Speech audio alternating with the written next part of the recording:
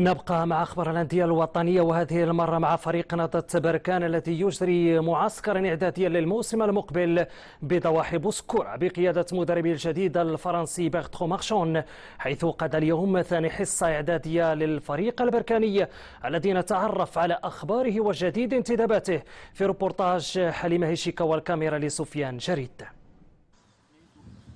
فريق نهضة بركان لكرة القدم يخوض استعداداته للتأهب للموسم الكروي المقبل. الفريق البركاني بقيادة مدربه الجديد الفرنسي بيرترو مارشون يخوض ثاني حصة تدريبية له رفقة العناصر البركانية. C'est un groupe qui démarre la saison 2015-2016 avec un potentiel, des qualités, des jeunes qui sortent de l'école de foot de Berkane, d'autres joueurs comme les frères Berabé qui sont déjà connus au Maroc mais qui sont aussi des enfants de Berkane.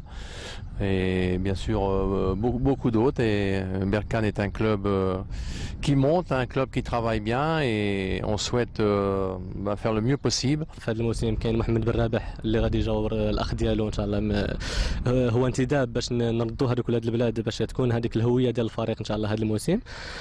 كنحاولوا ايضا جاهدين مع بكر الهلالي الذي له مشكل، كان وقع عقد مبدئي مع طنجة، لكن هناك امكانيه باش يفسخ العقد ديالو ويلتحق بفريق نهضة بركان. لدينا جبنا لاعبين من خيرات اللاعبين القسم الثاني، كاين حمد العشير من جمعيه سلا، وايوب بن عدي من اولمبيك تشيرا. انتدبنا لاعب من اتحاد الخميسات الاريال غوش ديال اتحاد الخميسات اي امين صدقي. والان لنا اتصالات مع لاعبين افارقه لتعزيز خط الهجوم الذي هو الان النقص الوحيد اللي عندنا حاليا، هو نقص الهجوم.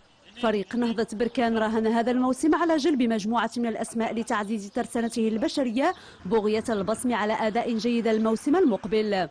جدير بالذكر أن الفريق البركاني سيواصل معسكره التدريبي هذا حتى متم شهر رمضان، ليغادر الفريق بعد ذلك إلى البرتغال. تفتقر السباحة المغربية لمنشآت رياضية تساعد على بروز سباحين من مستوى عال، وهو ما تسعى لتجاوزه بعض الأندية التي تعمل على توظيف إمكانيات ذاتية لتجاوز الوضع والبحث عن إثبات الذات، بالرغم من المعيقات التي تعاني منها هذه الرياضة الأولمبية على الصعيد الوطني.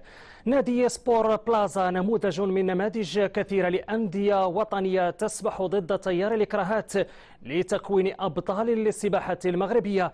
والمزيد في روبورتاج لسفيان الرشيدي بكاميرا سعيد خليل. باعتباره بلدا يتوفر على واجهتين بحريتين ممتدتين على طول 3500 كيلومتر، يخل للبعض أن المغرب يسخر بعدد من السباحين من المستوى العالي، إلا أن الواقع شيء آخر. السباحة المغربية تراوح مكانها، بنية تحتية لا تفي بالغرض، وخصاص مهول على مستوى المسابح، ما زاد من تدهور مستوى الرياضة.